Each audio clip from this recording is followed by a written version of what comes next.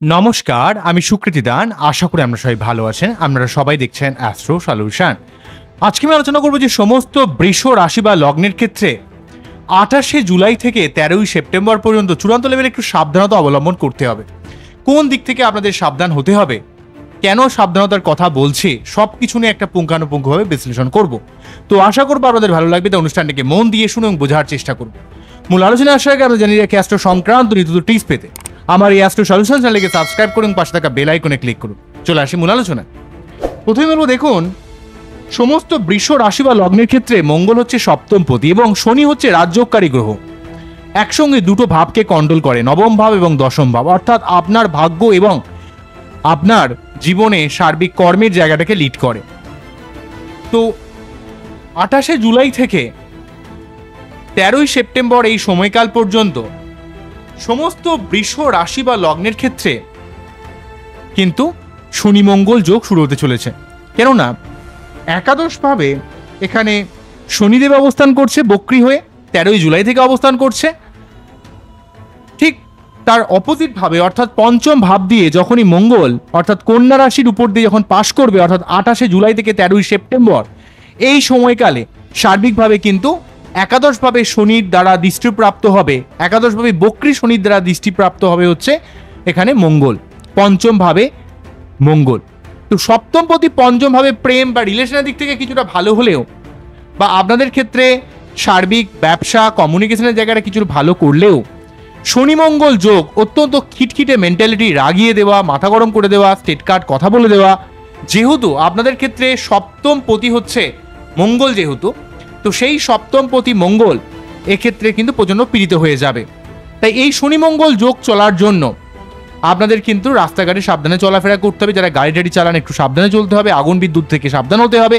কেননা বক্রী শনি এখানে কিন্তু মঙ্গলকে দেখছে। শনি এবং মঙ্গল একসঙ্গে দুটো গ্রহ যখন কোনোভাবে দৃষ্টি বিনিময় করে বা একসঙ্গে যখন প্রভাবিত করে, একে অপরকে যখন প্রভাবিত করে, সেক্ষেত্রে কিন্তু মঙ্গল অনেক ডিস্টার্ব হয়ে যায়। মঙ্গলের মধ্যে রয়েছে ঊর্জা শক্তি, মঙ্গলের মধ্যে রয়েছে তেজ, রাগ, এবং আপনাদের ক্ষেত্রে যেহেতু সেই মঙ্গল সপ্তমপতি এবং দ্বাদশপতি, তাই এখানে সপ্তম পতিত্ব ব্যাপারটা হওয়ার জন্য দ্বাদশ পতিত্ব দোষটা কিন্তু থাকবে না।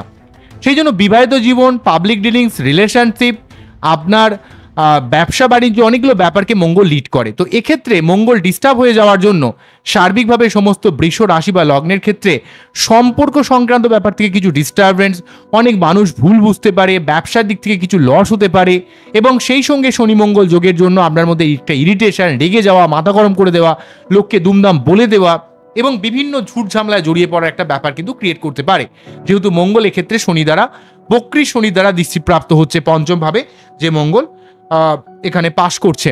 তো এখানে মঙ্গলের এই যে দৃষ্টিটা পড়ছে, মঙ্গলের উপর যে দৃষ্টিটা পড়ছে শনির, এর জন্য কিন্তু অত্যন্ত রেগে যাবেন, সবসময় দুমদাম মানুষকে কথা বলে দেবেন। তাই আপনার নিজের রাগকে বা মেজাজকে কিন্তু একটু কন্ট্রোল করতে হবে, ঠিক আছে? এবং নিজের রিলেশনশিপের জায়গাটাকে একটু সাবধানভাবে আপনাকে একটু থাকতে হবে। লাইফ পার্টনারের সঙ্গে দুমদাম কথা বললে হবে না।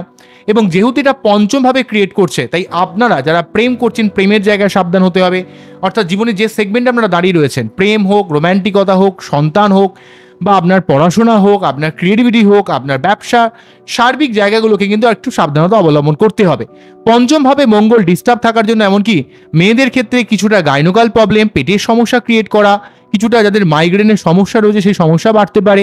শনি 11th হাউসে, যদিও শনি আপনাদের ক্ষেত্রে দশমপতি এবং নবমপতি 11th হাউস দিয়ে পাশ করার জন্য আপনাদের ক্ষেত্রে কিন্তু সার্বিকভাবে ভাগ্যকে অনেকটা উন্নতি করবে এবং আপনার কর্মের দিক থেকে কিছুটা উন্নতি করবে। এবং যদি পরিশ্রম করেন, যদি চেষ্টা করেন, অনেক জায়গা থেকে আপনার জীবনে লাভ নিয়ে আসতে পারে। কিন্তু মঙ্গলের উপর শনির এই যে দৃষ্টিটা, অর্থাৎ যতদিন পর্যন্ত মঙ্গল কন্যা রাশির ঘরে অবস্থান করবে, যদিও মঙ্গল দীর্ঘদিন ধরে এখানে কিন্তু রাহুকেতুর অ্যাক্সিসের মধ্যে ছিল, তবে মঙ্গল কন্যা রাশির ঘরে যবে প্রবেশ করেছে তবে থেকে কিন্তু কালসর্প যোগটা কিন্তু চলে গেল। কারণ 29শে মার্চ যবে শনি মীন রাশির ঘরে প্রবেশ করেছে তবে থেকে কিন্তু কালসর্প যোগের সূচনা হয়েছিল। তাই এই আনস্টেবিলিটিটা কিন্তু অনেকটা ভেঙে দেবে মঙ্গল। কেননা মঙ্গল ঠিক রাহুকেতুর এই একটা সাইড ভেঙে এখানে কিন্তু কন্যা রাশির ঘরে প্রবেশ করছে। কেননা আমরা জানেন যে কালসর্প যোগ মানে সমস্ত গ্রহগুলো একদিকে চলে আসে, তখন কিন্তু কালসর্প যোগ ক্রিয়েট করে। এই কালসর্প যোগের যে আনস্টেবিলিটি জায়গাটা কিন্তু মঙ্গল অনেকটা ভেঙে দেবে। তার জন্য কিন্তু এই অত্যন্ত যে আনস্টেবিলিটির ব্যাপারটা অনেকটা কমিয়ে দেবে।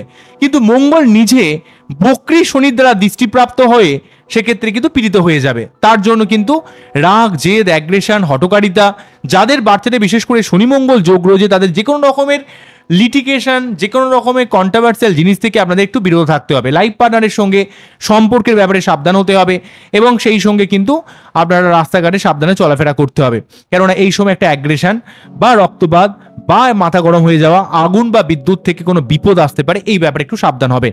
এই জায়গাটাকে কন্ট্রোল করার জন্য প্রতি মঙ্গলবার আপনারা ডেফিনেটলি ভাবে আপনারা মঙ্গলের যে 3বার যে হনুমান চল্লিশা পাঠ করতে পারেন, বা মঙ্গলের যে মন্ত্র ওং ধারণে গর্ভ সম্বোধং বিদ্যুৎ পুঞ্জ সমাপ্রভাম কুমারং শক্তি হাস্তাঞ্চং লহিতাঙ্গ নমঃ, এই মন্ত্র পাঠ করে তার যে বীজ মন্ত্র ওং হুং শ্রীং মঙ্গলায় নমঃ, ওং হুং শ্রীং মঙ্গলায় নমঃ, ওং হুং শ্রীং মঙ্গলায় নমঃ, এই মন্ত্র পাঠ করতে পারেন।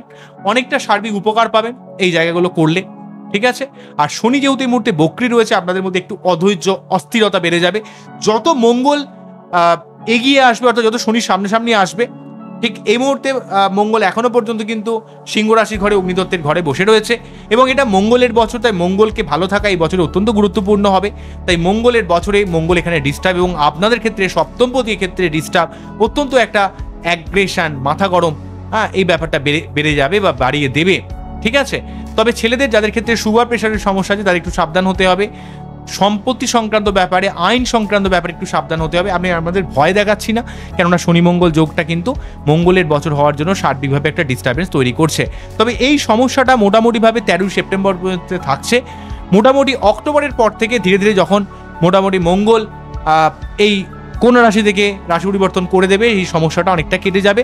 তবে এই বছরে 27 অক্টোবর থেকে 7ই ডিসেম্বর পর্যন্ত এখানে মঙ্গলদেব কিন্তু বৃশ্চিক রাশির ঘরে অবস্থান করবে, অর্থাৎ আপনাদের সপ্তমপতি সপ্তম ভাব দিয়ে পাস করবে। তখন যেহেতু মঙ্গলের বছর, সেই সময়টা কিন্তু আপনাদের অনেক ভালো ভালো মানুষের সঙ্গে কানেকশন তৈরি করা, যারা বিয়ে করতে চাইছেন, প্রেম করতে চাইছেন, বা ভালো একটা সম্পর্ক ক্রিয়েট করতে চাইছেন, বা যারা অলরেডি বিবাহিত, বৈবাহিক সম্পর্কের মধ্যে একটা স্থিরতা আসবে, বা ব্যবসার দিক থেকে, অর্থাৎ আপনি জীবনে যে সেগমেন্টে দাঁড়িয়ে আছেন সেই জায়গাটা কিন্তু আপনাকে অনেকটা একটা পজিটিভ ইম্প্যাক্ট কিন্তু দিয়ে দেবে।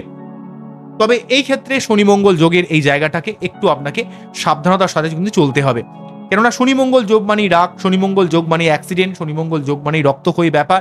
আর শনি মঙ্গল যোগ যাদের বাচ্চাদের থাকে তাদের মধ্যে অত্যন্ত হটকারিতা, আপনার মধ্যে সবসময় একটা জ্বলন থাকে, সবসময় একটা মাথা গরম, মানুষকে দুমদাম কথা বলে ফেলেন, সবসময় একটা রাগ তৈরি করে, আপনি খুব খিটখিট করতে থাকেন, সবসময় আপনার মধ্যে একটা জ্বলন ভাব ক্রিয়েট করে এই শনি মঙ্গল যোগের সব থেকে নেগেটিভিটি ব্যাপারটা। তাই যদি আপনার বাচ্চাদের কোনোভাবে শনি মঙ্গল যোগ থাকে, আর যদি আপনার যেহেতু এই মুহূর্তে গোচরে ক্রিয়েট করছে, তার জন্য আপনাকে কিন্তু সাবধান হতে হবে। এবং যদি আপনারা অত্যন্ত ডিস্টার্ব ফিল করেন, তাহলে সঠিক কোনো অ্যাস্ট্রোলজারের জন্য, সঠিক কোনো অ্যাস্ট্রোলজার দিয়ে এর কিন্তু গাইডলাইন নেবেন। তো টোটাল আমার এই অনুষ্ঠানটিকে আপনাদের কতটা ভালো লাগলো সেটা কিন্তু অবশ্যই আমি কমেন্ট সেকশনে জানাবেন। আবারও দেখা হবে নতুন কোনো ভিডিও নিয়ে। নমস্কার, থ্যাংক ইউ।